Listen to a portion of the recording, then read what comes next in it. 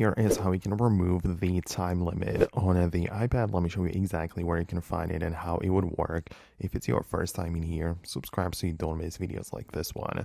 Well, inside of the iPad, the time limits are mostly and most likely in place through the screen time section. So part of the settings in the left panel, find screen time like this, and a few things like obviously we have the time limits for apps. So you can tap on app limits like this and turn it off completely, right? So you can turn it off entirely as a feature or tap on individual time limits and delete those or edit those.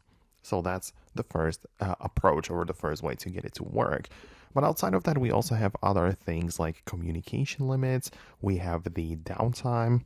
And in here, you can also manage and limit the usage of the iPad. So you just want to make sure that there isn't any downtime scheduled, that there aren't any time limits for apps in place, and also other communication limits or privacy restrictions.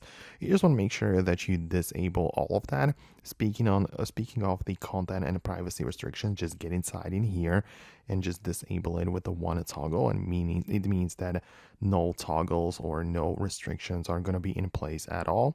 Or if you want to completely disable the screen time feature, at the bottom you have the turn off app and website activity, which will not only disable any time limits, but it will also not track the usage of the apps. So it's not going to show anything in this screen time section when you disable it with the button at the bottom, right? So let me know your thoughts and opinions below in the comments. I really hope that I was able to help you out and explain how it could work.